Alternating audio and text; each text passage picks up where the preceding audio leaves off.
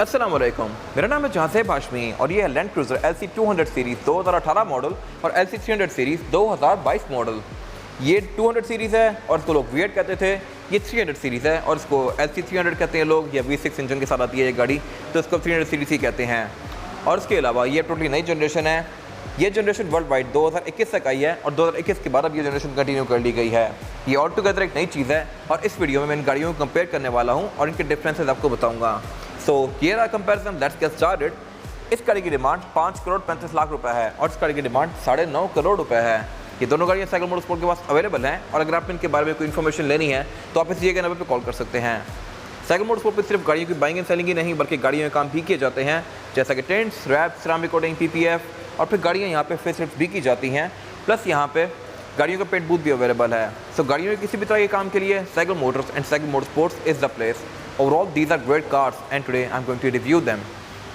खैर, अगर बात की जाए इन गाड़ियों के फ्रंट लुक की तो ये 200 सीरीज़ का फ्रंट लुक है और ये 300 का, और हर किसी की अपनी ओपिनियन है। बाय द वे, ये स्पेसिफिक कार ZX है तो इसमें बॉडी किट्स लगी हुई हैं। इसमें भी बॉडी किट्स वाले वर्जन आते हैं, लेकिन ये स्पेसिफिक कार VXR वेरिएंट है तो इसमें बॉडी किट्स नहीं लगी हुई, तो इसलिए आपको थोड़ी स्ट्रिप डाउन लग रही होगी और ये गाड़ी थोड़ी बल्कि लग रही होगी। लेकिन इस गाड़ी को भी अगर बॉडी किट्स लग जाए तो इसकी लुक काफ़ी बल्कि हो जाती है। तो आपकी क्या ओपिनियन है, कौन सी गाड़ी ज़्यादा बेहतर है, कमेंट सेक्शन में मेंशन कीजिएगा। खैर, अगर बात कीजिए बॉडी किट्स के अलावा फीचर्स की, तो फीचर्स के लिहाज से ये गाड़ियाँ आइडेंटिकल हैं। इन दोनों ही गाड़ियों में टोयोटा के साइंस प्रिंटेड आते हैं, क्योंकि इनमें रडार आता है। इन दोनों में डॉक्टर क्रूज कंट्रोल आता है, फ्रंट कैमरास आते हैं, पार्किंग सेंसर्स आते हैं और इन दोनों की ये हेडलाइट्स बाइजराउंड वाली हैं। लेकिन इन हेडलाइट्स का डिज़ाइन थोड़ा डिफरेंट है, ये थोड़ी सी श्रिंक कर दी गई हैं और इसकी DRL को थोड़ा थिक कर दिया गया है, जबकि इस गाड़ी में हेडलाइट इटसेल्फ काफ़ी मैसिव है और उस पर DRL छोटी सी आती हैं। लेकिन 300 सीरीज़ की ग्रिल को काफ़ी बड़ा कर दिया गया है और इसके नीचे ये फेक एयर वेंट सेट कर दिए गए हैं लाइट के नीचे। तो अगेन हर किसी की अपनी ओपिनियन है, ये गाड़ी थोड़ी सी एडवांस लगती है। बेशक आप कैडिलैक एस्केलेड देख लें या मोस्टली नई SUVs देख लें, उनमें डिज़ाइन लैंग्वेज अब इसी तरह की फॉलो करना शुरू कर दी है। बाकी अगर बात कीजिए बोनेट्स की, तो बोनेट्स के लिहाज से ये गाड़ी ज़्यादा एग्रेसिव है। इसमें करेक्टर लाइन्स बहुत ज़्यादा स्ट्रॉन्ग दी गई हैं। LC 200 के फेसलिफ्ट में, यानी कि J200 वाली कार में, जो कि ये गाड़ी है, इसमें बोनेट के अंदर काफ़ी स्ट्रॉन्ग हम्प्स दे दिए गए थे, बट इसके हम्प्स इससे भी ज़्यादा स्ट्रॉन्ग हैं। इसके अलावा यहाँ पे कोई खास डिफरेंसेस नहीं है। इन दोनों ही गाड़ियों में वाइपर ब्रेन सेंसिंग आते हैं, हेडलाइट्स भी ऑटो लेवलिंग भी आती हैं और ऑटोमेटिकली ऑन ऑफ भी होती हैं। इसके अलावा अगर बात कीजिए इन गाड़ियों की साइड प्रोफाइल की, तो साइड प्रोफाइल के लिहाज से आप देख सकते हैं कि यहाँ पे बहुत मेन डिफरेंसेस हैं। LC 300 में जो आप मेन डिफरेंस नोटिस करेंगे वो है करेक्टर लाइन्स का। इसके करेक्टर लाइन्स बहुत ज़्यादा स्ट्रॉन्ग दी गई हैं, जबकि LC 200 में हर चीज़ काफ़ी फ्लोई सी है।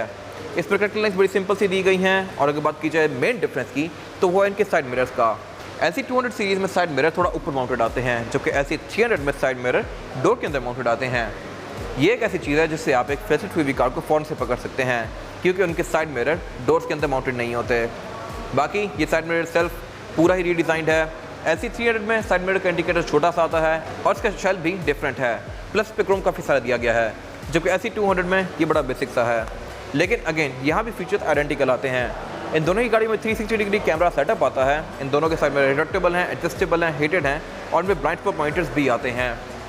फिर इसके अलावा अगर बात कीजिए बिल्कुल एब्सोल्यूट साइड प्रोफाइल की, तो ये गाड़ियाँ ऑलमोस्ट साइज के लिहाज से आइडेंटिकल ही हैं, लेकिन LC 300 की करेक्टर लाइन थोड़ी ज़्यादा स्ट्रॉन्ग हैं। इसमें फिर ये फुट स्टेप्स भी आते हैं, रूफ रेल्स भी आती हैं। LC 200 सीरीज़ क्योंकि ZX वेरिएंट है तो उसमें फुट स्टेप के ऊपर ये सिल्वर कलर की फ्रिल्स आती हैं। बाकी यहाँ पे कोई खास डिफरेंसेस नहीं है। इसके बाद अगर बात कीजिए इन गाड़ी को रेयर लुक की, तो यार किसी की अपनी ओपिनियन है। मेरे ख्याल से दोनों ही गाड़ियाँ बैक से बहुत ज़्यादा अच्छी हैं। हर किसी की अपनी ओपिनियन है। कुछ लोगों को ये लुक ज़्यादा अच्छा लगता है, मैं उनमें से हूँ। कुछ लोगों को LC 300 का बैक लुक ज़्यादा अच्छा लगता है, तो आपकी अपनी ओपिनियन है। इन दोनों ही गाड़ियों में बैक पर टेल लाइट्स LED में आती हैं और इसके अलावा इन दोनों ही गाड़ियों के टेलगेट पावर्ड आते हैं। लेकिन LC 200 सीरीज़ में ये स्प्लिट में आता है, यानी कि इसका ऊपर वाला पोर्शन अलग से ऊपर जाता है और नीचे वाले पोर्शन को आप अलग से इस तरह से ओपन करेंगे। लेकिन इस गाड़ी में एक चीज़ अजीब है और वो ये है कि इसकी जो सीट्स हैं, थर्ड रो सीट्स, ये सिंकिंग नहीं है, ये साइड्स पे फोल्ड होती हैं। LC 200 सीरीज़ में भी और LX 570 में भी इनको आप इलेक्ट्रॉनिकली रेज या लोअर तो कर सकते हैं, लेकिन ये साइड्स पे फोल्ड होती हैं, जो कि इसकी ट्रंक का एक अच्छा खासा पोर्शन कॉम्प्रोमाइज़ करवा देती हैं। जबकि LC 300 में ऐसा नहीं है, जो कि मैं आगे कवर करूँगा अभी। लेकिन इसमें टेलगेट स्प्लिट में है और इसका फ़ायदा ये है कि आप यहाँ पर चढ़ के बैठ सकते हैं। ये चीज़ LC 300 में आपको नहीं मिलेगी। मेरे ख्याल से ये वियर्ड चीज़ है। खैर, टेलगेट आप इसका इस तरह से बंद करेंगे, लाइक दिस, और बाकी बैक पे इसकी ट्रंक में स्पीकर आते हैं। और ये लैंड क्रूज़र 300 का रेयर लुक, जो कि लाइट्स के लिहाज से काफ़ी श्रिंक लगता है। इसमें लाइट्स बड़ी पतली करके लंबी कर दी गई हैं और उसके अलावा यहाँ पे सब कुछ बड़ा बॉक्सी सा है। बेशक उसके करेक्टर लाइन्स हो, इसकी रेड विंडशील्ड हो, बम्पर हो, जो मर्जी हो। यहाँ पे सब कुछ काफ़ी बॉक्सी है। और उसके अलावा अगर बात की जाए इसके ट्रंक की, तो इसका टेल गेट आप इलेक्ट्रॉनिकली ओपन तो कर सकते हैं, लेकिन ये स्प्लिट नहीं है। जैसा कि मैंने पहले मेंशन किया था, इसका पूरा ही टेल गेट ऊपर जाता है। और उसके अलावा इसमें थर्ड रो सीट सिंकिंग आती हैं। ये मेरे ख्याल से एक बड़ी अच्छी चीज़ है। LC200 में या Lexus 570 में ये साइड से फोल्ड होती थी, जिनकी वजह से ट्रंक काफ़ी कॉम्प्रोमाइज़ होती थी। लेकिन आप देख सकते हैं कि इसका ट्रंक बहुत ज़्यादा स्पेशियस है, और उसकी मेन वजह ये है कि इसमें सीट्स ज़मीन में फोल्ड होती हैं। प्लस LC200 में आप सीट्स को इलेक्ट्रॉनिकली रेज कर सकते हैं, लेकिन लोअर नहीं कर सकते, जबकि इस गाड़ी में आप इनको इलेक्ट्रॉनिकली रेज भी कर सकते हैं, लाइक दिस। ये मेरे ख्याल से एक बड़ी अच्छी चीज़ है। इसके अलावा ट्रंक को बंद करने के लिए यहाँ पे बटन दिया गया है, और फिर आप इसकी ट्रंक को बंद करके कैबिन को लॉक भी कर सकते हैं। ये अगेन मेरे ख्याल से एक अच्छी चीज़ है, लाइक दिस। फिर इसके अलावा इस स्पेसिफिक कार की कोई VXR वेरिएंट है, तो उसमें बॉडी किट्स नहीं है, जिसकी वजह से बैक से थोड़ी सी स्ट्रिप डाउन लग रही है। लेकिन VXR का बेसिकली पर्पस यही होता है कि ये गाड़ी प्रॉपर एक रगेड ऑफ रोडर है। इसमें डीजल इंजन आता है 3.3 लीटर, जो कि परफॉर्मेंस के लिहाज से बहुत ज़बरदस्त है। और इसके अलावा ये गाड़ी क्योंकि ऑफ रोडिंग के लिए डिज़ाइन की गई है, तो बॉडी किट्स का इस पर कोई पॉइंट ही नहीं बनता। बॉडी किट्स ऑफ रोडिंग के लिए एक हर्डल बनती हैं। इसके बाद अगर बात की जाए इस गाड़ी के इंटीरियर की, तो ये 300 सीरीज़ का इंटीरियर है, जो कि लुक्स के लिहाज से बहुत ज़्यादा इंप्रूव्ड है। यहाँ पे हर चीज़ में बहुत ज़्यादा वर्क किया गया है, फीचर्स भी यहाँ पे काफ़ी इंप्रूव किए गए हैं। और इसके अलावा ये specific car beige with black है, जबकि इसमें चेरी इंटीरियर भी आता है GR में, ब्लैक ऑन ब्लैक भी आता है, ब्रूनो ऑन ब्लैक भी आता है। लेकिन ये रूम मेरे ख्याल से सबसे ज़्यादा लाइवली है। इसके अलावा इसका जो कॉकपिट है, ये थोड़ा सा स्लोपिंग शेप में है। इस पर मैं आगे बात करूँगा। अभी फ़िलहाल अगर बात की जाए इस गाड़ी के स्टीयरिंग व्हील की, तो ये स्टीयरिंग व्हील सारा ही रीडिज़ाइंड है। इसके अलावा इसके इंटीरियर की लुक्स को भी काफ़ी ज़्यादा डिफाइन कर दिया गया है। इसका डैशबोर्ड बहुत सारे डिफरेंट लेयर्स के अंदर है, और इसकी स्क्रीन को भी अब काफ़ी बड़ा कर दिया गया है। ये स्क्रीन फीचर्स के लिहाज से पहले से बहुत ज़्यादा इंप्रूव्ड है, और इसके अलावा इसमें क्लाइमेट कंट्रोल भी थोड़ा ऊपर दे दिया गया है। बाकी डैशबोर्ड इस गाड़ी का मॉडर्न टाइप के लिहाज से बहुत अपडेटेड लगता है। इसके अलावा फीचर्स यहाँ पे मोस्टली पहले वाली वीएट जैसे ही हैं, लेकिन कुछ चीज़ें यहाँ पे एक्स्ट्रा ऐड कर दी गई हैं, जैसा कि वायरलेस चार्जर। और इसके अलावा फिर यहाँ पे मोस्टली पोर्ट्स C टाइप वाले हैं। फिर इसके अलावा अगर बात की जाए इस गाड़ी के मीटर की, तो ये भी काफ़ी डेलिकेट सा कर दिया गया है। इसके नीडल्स काफ़ी पॉइंटी सी हैं, और इसका एमआरडी क्लस्टर भी फीचर्स के लिहाज से पहले से बहुत ज़्यादा इक्विप्ड है। इसके अलावा अगर बात की जाए इस गाड़ी की सीट्स की, तो इसकी सीट्स के जो पंच होल्स हैं, ये थोड़े से बड़े कर दिए गए हैं, जिससे डेफिनेटली इस गाड़ी की वेंटिलेटेड सीट्स की परफॉर्मेंस बेहतर हो गई है। इसका एयर फ्लो काफ़ी ज़्यादा है, और ये सीट्स डेफिनेटली हीटेड और वेंटिलेटेड दोनों हैं। प्लस इसमें लंबा सपोर्ट भी आता है, और ये इलेक्ट्रॉनिकली एडजस्टेबल आती हैं। एक चीज़ जो इस गाड़ी में अच्छी ऐड की गई है, वो है हेड्स अप डिस्प्ले। ये चीज़ पहले सिर्फ LX 570 में आती थी, अब लैंड क्रूज़र में भी देना शुरू कर दी है। ये बेसिकली आपको विंड स्क्रीन के अंदर इस गाड़ी की स्पीड शो करवाती है, और ये HUD काफ़ी एडवांस है। ये आपको RPM भी शो करवाता है, RPM की डेडलाइन के साथ। फिर इसके अलावा इस गाड़ी में सनरूफ वगैरह भी आती है। लोग एक्सपेक्ट कर रहे थे कि इस प्राइस पॉइंट पे अब यहाँ पे पैनोरामिक रूफ आ जाएगी, लेकिन स्टिल यहाँ पे सनरूफ ही कंटिन्यू की गई है। और अगर इसका कंपैरिजन किया जाए 200 सीरीज़ के इंटीरियर के साथ, तो यह किसी की अपनी ओपिनियन है। कुछ लोगों को ये इंटीरियर ज़्यादा अच्छा लगता है, कुछ लोगों को नया वाला। मेरे ख्याल से नया इंटीरियर बेहतर है, क्योंकि पुरानी स्क्रीन कंपैरेटिवली से बहुत छोटी है। इसमें फीचर्स भी कोई बहुत ज़्यादा नहीं आते, और इसका क्लाइमेट कंट्रोल भी बड़ा बेसिक सा है। इसमें वेंटिलेटेड सीट्स के कंट्रोल अलग से दिए गए हैं, और क्लाइमेट कंट्रोल सिर्फ अलग दिया गया है, जबकि नई वाली कार में ये साथ कर दिए गए हैं। फिर इसके अलावा यहाँ पे भी सनरूफ आती है। मोस्टली फीचर्स यहाँ पे पहले जैसे ही हैं। इसके बाद अगर बात की जाए LC300 सीरीज़ की रियर पैसेंजर की सीटिंग कैपेसिटी की, तो ये साइज़ के लिहाज से ऑलमोस्ट आइडेंटिकल ही है, लेकिन यहाँ पे हर चीज़ पहले से बहुत ज़्यादा इंप्रूव्ड है। इसमें जो बैक पे स्क्रीन्स हैं, ये अब टच में आती हैं, पहले टच में नहीं थी। इनको अब डायरेक्टली अब अपने हाथ से यूज़ कर सकते हैं। फिर इसके अलावा इनमें फीचर्स भी पहले से ज़्यादा आते हैं। इनके आप थीम्स को भी चेंज कर सकते हैं, और सेंटर में ये क्लाइमेट कंट्रोल दिया गया है। अगेन ये भी इंप्रूव्ड है। इस तरह से कि अब इसमें सीट्स हीटेड के साथ साथ वेंटिलेटेड भी आती हैं बैक पे। लेकिन यहाँ पे एक चीज़ अजीब है, और वो ये है कि इसमें बैक पे एक हम्प दे दिया गया है। ये चीज़ LC200 सीरीज़ में नहीं आती थी, 300 सीरीज़ में ऐड कर दी गई है। बैक पे इसमें फ्लोर बाय फ्लैट नहीं आता। फिर इसके अलावा इस गाड़ी में साउंड सिस्टम JBL का आता है, जो कि एक प्रीमियम साउंड सिस्टम है। इसके डोर्स में ट्विटर्स दिए गए हैं। और अगर बात की जाए लैंड क्रूज़र 200 सीरीज़ की रियर पैसेंजर की सीटिंग कैपेसिटी की, तो ये साइज़ के लिहाज से उतनी ही स्पेशियस है, लेकिन यहाँ पे एक चीज़ अच्छी है, और वो ये है कि इसमें फ्लोर बाय फ्लैट आता है। साउंड सिस्टम इस गाड़ी में नॉर्मल सही है, लेकिन ट्विटर इस गाड़ी में भी डोर्स के अंदर दिए गए हैं। फिर ये इस गाड़ी का क्लाइमेट कंट्रोल, जो कि ऑटोमेटिक है और डुअल जोन है, लेकिन इसमें रेयर बेंचेस सिर्फ हीटेड आते हैं।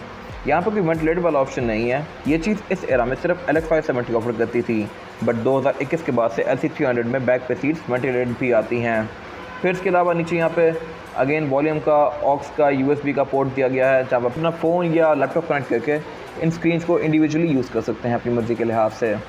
इसके बाद अगर बात की जाए गाड़ियों के इंजन्स की, तो LC200 सीरीज़ में जो इंजन आता है, ये 4.6 लीटर पेट्रोल है। इसमें डीजल इंजन भी ऑफर होते हैं, जो कि बहुत रेयर हैं, जबकि ये LC300 है और इसमें इंजन 2 मेन ऑफर होते हैं। 3.3 लीटर V6 और 3.5 लीटर V6, ये दोनों इंजन ट्विन टर्बोचार्ज्ड हैं। फिलहाल अगर बात की जाए इस गाड़ी के इंजन की, तो इंजन 4.6 लीटर है जो कि 306 हॉर्स पावर प्रोड्यूस करता है, और ये गाड़ी आपको कहीं भी पावर फील नहीं होगी। प्लस टग ऑफ वॉर के लिहाज से भी ये गाड़ी बहुत ज़्यादा पावरफुल है, प्लस ये गाड़ी बहुत रिलायबल भी है। लेकिन अगर बात की जाए इन इंजन की, तो ये इंजन सिर्फ 3.3 और 3.5 हैं, लेकिन ये ट्विन टर्बोचार्ज्ड भी हैं। मोस्टली कार्स जैसे कि फोर्ड हो गई, कैडिलैक हो गई, GMCs हो गई, वो अब छोटे इंजन की तरफ जा रही हैं, लेकिन उनको टर्बोचार्ज करती जा रही हैं। And this car is no different. ये इंजन ट्विन टर्बोचार्ज्ड है, सिर्फ एक भी नहीं बल्कि दो। ये इंजन नेचुरली एस्पिरेटेड थे। खैर, स्पेसिफिक इंजन के बहुत सारे फ़ायदे हैं। एक तो ये 3.3 लीटर है, तो इसके ऊपर टैक्स कम पड़ेगा, और फिर ये 2-वे ट्विन टर्बो है। 2-वे का मतलब ये है कि इसमें 2 टर्बोस हैं जो कि अलग अलग RPMs पे ऑन होते हैं। अगर आप लो RPMs पे हैं और गाड़ी लो स्पीड्स पे है, तो इसका सिर्फ प्राइमरी टर्बो चलेगा, जबकि अगर आप हाई RPM पे जाएंगे या इस गाड़ी को रैफ करेंगे बहुत ज़्यादा, तो इसका सेकेंडरी टर्बो भी ऑन हो जाएगा। हाई RPMs पे इसके दोनों टर्बोस वर्क करते हैं, लो RPM पे सिर्फ सिंगल टर्बो वर्क करता है। तो ये बेसिकली इसकी एफिशिएंसी को भी बेहतर बनाता है, और इसके अलावा परफॉर्मेंस के लिहाज से भी इसका कोई मुकाबला नहीं। ये गाड़ी 3.3 होते हुए भी इस 4.7 से ज़्यादा तेज़ है, इवन इसके 5.7 से भी ये गाड़ी ज़्यादा तेज़ है। खैर, इसके अलावा इस गाड़ी में ट्रैक्शन कंट्रोल भी आता है, ABS भी आता है। इन दोनों गाड़ियों में इसके अलावा मोस्टली फीचर्स आइडेंटिकल हैं, लेकिन इसमें कुछ चीज़ें एक्स्ट्रा आती हैं जो कि मैंने कवर की हैं अभी इंटीरियर में। इसके अलावा यहाँ पे कोई ख़ास फ़र्क नहीं है, लेकिन जो मेन फ़र्क है वो इनकी एवरेज का है। ये गाड़ी आपको मुश्किल से 4 से 5 तक की एवरेज देगी, जबकि ये गाड़ी आराम से 7-8 तक चली जाती है। तो ये मेरे ख्याल से अगेन एक अच्छी चीज़ है। 60 से 8 की एवरेज आपको सिविक रिबॉन या इस तरह की गाड़ियाँ देती हैं, अकॉर्ड वगैरह, जबकि ये गाड़ी भी अगर आपको 7 से 8 की एवरेज दे तो और क्या चाहिए। इस गाड़ी में ट्रांसमिशन 7 स्पीड आती है, जबकि इस गाड़ी में ट्रांसमिशन 10 स्पीड आती है। 10 स्पीड होने के बहुत सारे फ़ायदे हैं। हाई स्पीड्स पे जाकर इसका RPM बहुत ज़्यादा शूट नहीं करता, ये गाड़ी रिलैक्स रहती है, जिससे इसकी फ्यूल एफिशिएंसी बेहतर होती है। और फिर इसके अलावा इस गाड़ी की ऑफ-रोड कैपेबिलिटीज़ को भी कंपैरेटिवली इससे बहुत ज़्यादा इंप्रूव कर दिया गया है। ये गाड़ी पानी में 700 मिलीमीटर तक सबमर्ज की जा सकती है, यानी कि तकरीबन 2.3 फीट तक। यानी कि अगर पानी इसके यहाँ तक भी आ जाए तब ये गाड़ी बंद नहीं होगी। फिर इसके ऑयल पैन की डिज़ाइन को इंप्रूव किया गया है। अगर ये गाड़ी 45 डिग्री तक भी क्लाइंब कर रही है तब भी इस गाड़ी के इंजन को कोई इशू नहीं होगा। इसके अलावा और भी इस तरह की बहुत सारी इंप्रूवमेंट्स की गई हैं इस इंजन में, जो कि मैंने इसके डिटेल रिव्यू में कवर की हुई हैं। अगर आपने वो रिव्यू देखना है तो आप उस आई कार्ड में देख सकते हैं। प्लस इस गाड़ी के भी मैंने डिटेल रिव्यूज़ पहले पोस्ट किए हुए हैं, वो भी आप मेरे चैनल पर देख सकते हैं। इसके अलावा यहाँ पे कुछ खास है नहीं।